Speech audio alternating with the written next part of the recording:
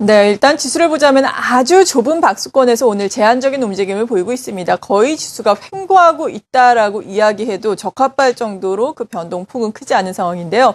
이런 가운데 우리가 어떤 전략을 세워야 하는지 전문가 연결해 보겠습니다. 대신증권의 박중섭 연구원입니다. 안녕하세요. 네, 안녕하십니까. 네, 시장이 참 관망세가 짙습니다. 이런 가운데 시장이 반등에 계속해서 성공을 해주기 위해서는 어떤 점이 필요한지, 어떤 변수를 우리가 눈여겨봐야 하는지 어떤 포인트가 있을까요? 네, 이번 주에도 유동성 축소와 경기의 힘겨루기가 예상이 됩니다. 21일 공개되는 FOMC 의사록을 통해서 유동성 공급 축소 우려가 다시 부각될 수 있고요. 22일 발표될 중국과 유럽의 PMI는 그 경기 회복에 대한 기대를 또 낳을 수 있다라고 생각하고 있습니다. 두 가지 이벤트 중에서 그 내성이 강해진 연준 의사록보다는 유럽과 중국의 PMI 예비치에 더 민감하게 증시가 반응할 가능성이 높다라고 판단합니다. PMI 예비치 전망은 긍정적인데요. 독일, 프랑스, 유로존, 중국 등 모두 전월 대비 상승한 결과가 예상되고 있습니다. 특히 미국 이외 지역에 대한 그 경기 회복 기대감은 최근에 나타나고 있는 것처럼 미국 증시가 조정을 받더라도 코스피에 상대적 강세를 만들어내는 요소가 될 것으로 생각합니다.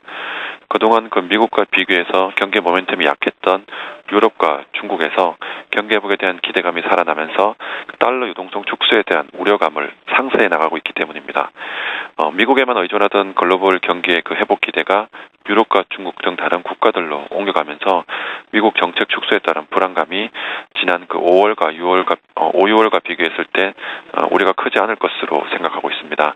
한국 역시 그 경기 선행지수 순환 변동치가 3개월 연속 상승을 했고 OECD 경기 선행지수의 그 상승 흐름이 지속되고 있어서 다른 아시아 이머징 국가와 비교를 하더라도 차별적인 경기 모멘텀을 보여주고 있다라고 생각하고 있습니다.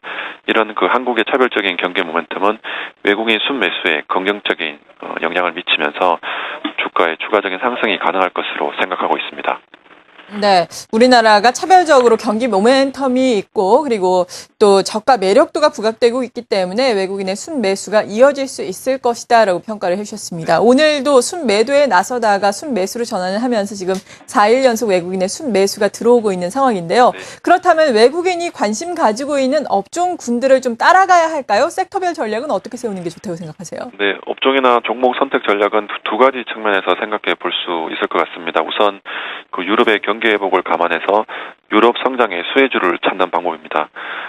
유럽 경기 회복은 한국의 대유럽 수출 개선으로 이어질 수 있는데 이미 그 한국의 대EU 수출은 6월과 7월 전년 동월 비 빠른 개선을 보이고 있습니다. 한국의 그 상반기 전체 대EU 수출은 전년 동기 대비해서 마이너스 3.7%를 기록했지만 6월과 7월만 놓고 보면 각각 13% 그리고 8.2% 증가하면서 가파른 회복세를 보여주고 있습니다.